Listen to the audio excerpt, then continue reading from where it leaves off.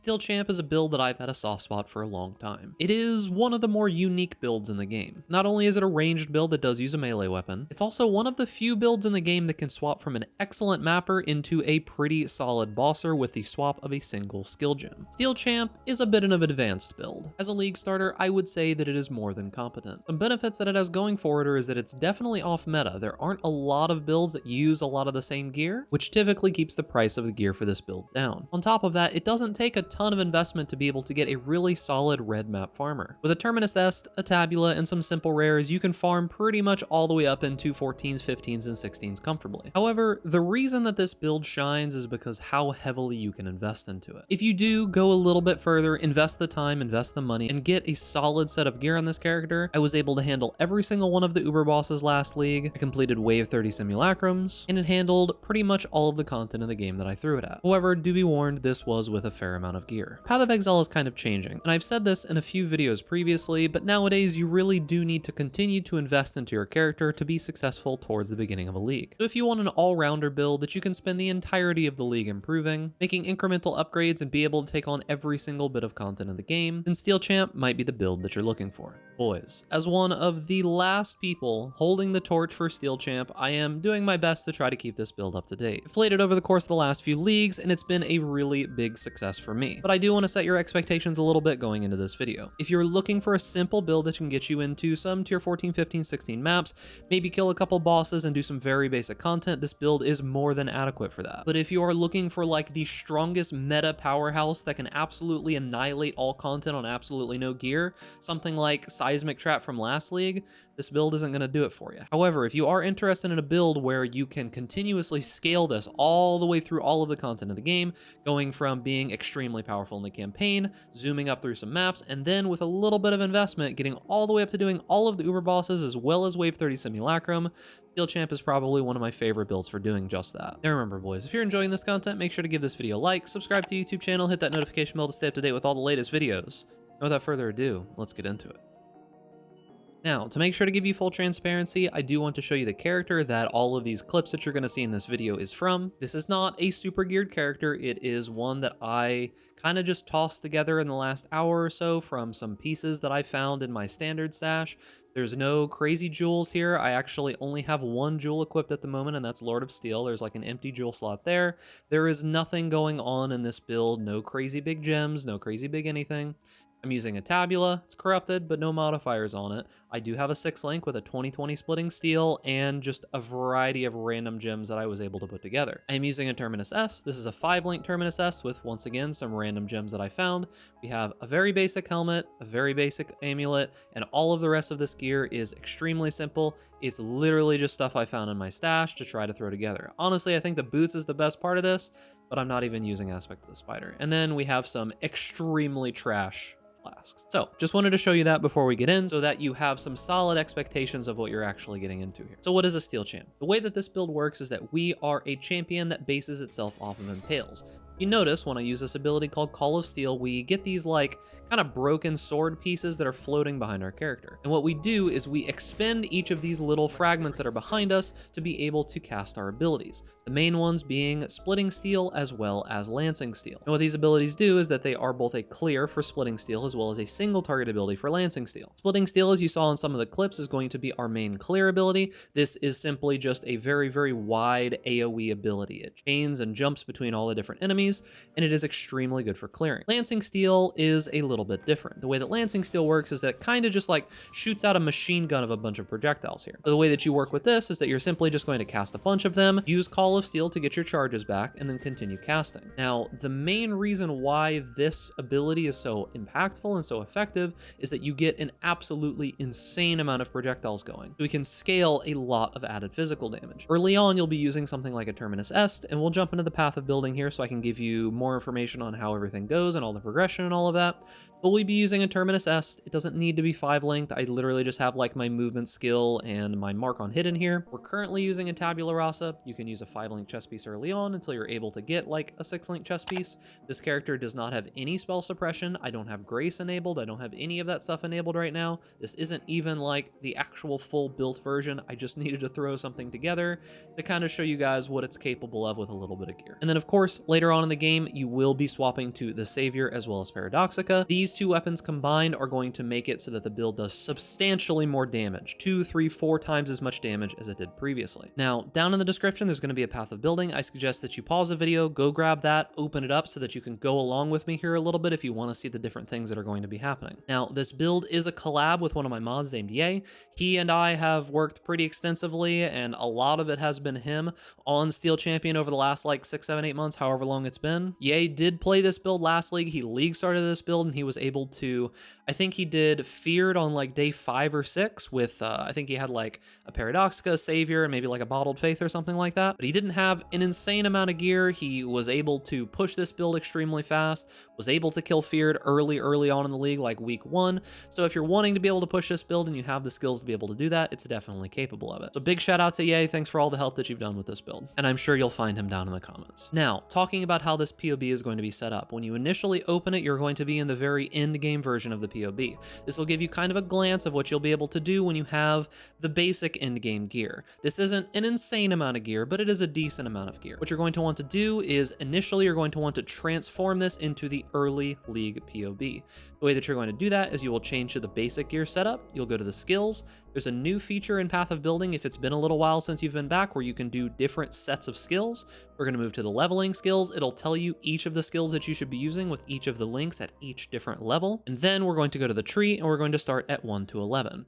Now, the way that these trees are set up is so that it should be relatively obvious where you're moving towards and what you're pathing towards and what points you should be putting in. One big change that has happened with the leveling of this build is that now, very early on in the game, we are pushing towards precise technique as well as point blank. This is going to give us a massive damage multiplier as early as the beginning of Act 2. We'll be doing 70% more damage, and the only caveat is that you are going to need to keep your accuracy rating up. Now, this is relatively easy as long as you're using precision as well as keeping your sword updated. We'll talk more about that when I talk about the notes, but this node as well as the point blank node is going to be making us do a ton of damage. Now, you will want to follow these trees, fill in all of the points that it says. If you are a more experienced player and you think that you don't need some of these points, feel absolutely free to make changes, but I have spent a decent amount of time trying to make sure that these are the right points that you should go with.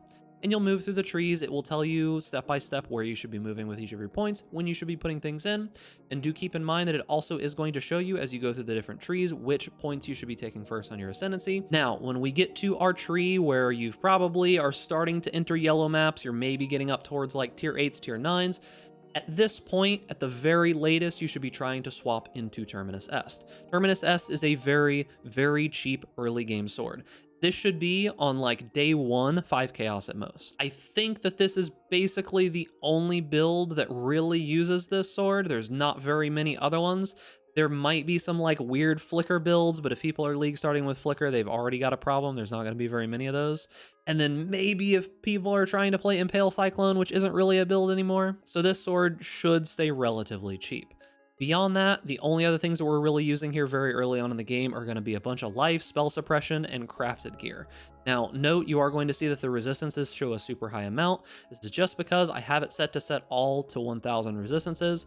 You have plenty of room on your gear to get resistances wherever you need. Make sure that you cap your resistances, keep your elemental resistances capped at all times, and make sure that your chaos resist is as high as you can possibly get it. Early on in the league, I do suggest that you use some chaos resist rings and do the hybrid chaos and another resistance craft as soon as you can. Now, as soon as you are able to obtain Terminus Est, I do suggest that you do swap into the crit tree. Early on, we're going to be going no crit because we can't crit with precise technique, but as soon as you do get Terminus, it works very well with crit, so I do suggest that you make this swap. This is going to be roughly 20 respec points. You'll get 10 or 15 just through the campaign basically, and then by the time that you're about level 81, 82, you should have a few regret orbs to your name. Use those and make this respec. And then as soon as you are able to get a couple pieces of gear with spell suppression, you're going to move into the spell suppression tree, grab some of these spell suppression nodes, move a couple points around, and then finally, once you're in like some red tier maps and you're moving towards the end game, you're going to want to swap into the mid game tree. This is where you're going to obtain a couple cluster jewels. Your items are going to swap into the mid gear. We'll be using things like the Eternal Struggle. It drops off of the 2 new like halfway bosses, the anime villain lady and the sludge monster. I don't remember their names off the top of my head right now, but it drops off of them. You are going to want to get one that is Searing Exarch dominant, meaning you're going to want the one from from the anime villain lady. This gives us a ton of very powerful stats. You're also going to want to be swapping into Perseverance because we'll be going like a Grace/Determination stacker. And the rest of your gear, you're going to start enchanting with the Searing Exarch and Eater of World Implicits. This version of the build, with these clusters and with this gear, should be able to easily get you through tier 16 maps, start getting you into some of the easier bosses, and get you farming some good amounts of currency. At this point is when I would suggest that you decide whether or not you enjoy the build. If you think that, okay, yeah, I want to push the build further, then we can move on to the dual wield.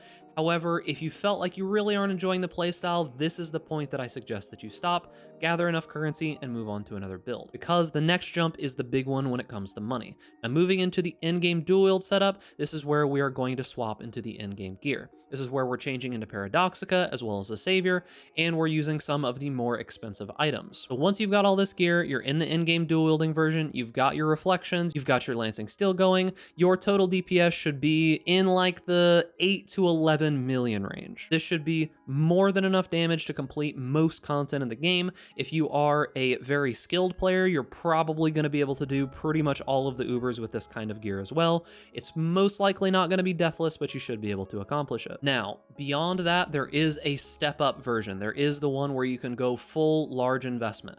We're not going to go over that in this video because this is a League Star video. If you want more information, check out that video I linked earlier. The path of building for the expensive version is down in the description. Now, the last thing that I want to talk about when it comes to this path of building and how to use it is that there is an extensive note section. I do try to update these. I do try to update the path of building as best that I can. So if you do have any questions, my first suggestion is that you go into here, look through all of the information in here, and see if your question is answered by anything in here.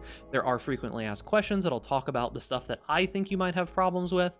We've got information on leveling up. We've got like the general play style, build transitions and when to do them, what the ascendancy points do, why we choose them, as well as obtaining and crafting all of the gear. So crafting notes, pretty much everything that you're going to need. Now, lastly, I do want to go over some things that I think might be a little confusing for some people because this build does have a couple things that are a little bit weird. So this is going to be a Petrified Blood low-life build, and what that means is that this build uses essentially half of its normal health pool. Now, for anything that hits you, anything that is an attack or a spell or anything else, this is essentially no different than normal. However, the one real downside to this build defensively is that because we are Petrified Blood low-life, damage over time abilities can be a little bit dangerous. I do suggest that you put your life flask on a very easy to press button, something that you can just kind of tap. I have mine on spacebar to, account for if you see yourself standing in some like bad degen zones or something like that. Now, talking about Petrified Blood low life, the reason that we are Petrified Blood low life is mainly to make use of this node called First to Strike, Last to Fall. Adrenaline is insanely powerful. What this does is it gives us a huge boost in stats. It removes all ailments from us. It gives us a bunch of like defensive bonuses, all kinds of good stuff. Now, the idea here is that when your character does reach 50% life, you will see the adrenaline buff activate. This is a very powerful effect, and it does give us a ton of damage, as I said before. It lasts 20 seconds, and you only have to hit this life flask to replenish the adrenaline every 20 seconds or so. You will be losing health down to 50% on all of your abilities, and Blood Rage and any enemies hitting you will help keep you down below that. But as you can see, our adrenaline drops, we hit another life flask, and when we come back down to 50% again, the buff will reactivate. Now, beyond that, there is a little bit of weirdness to the playstyle of this build.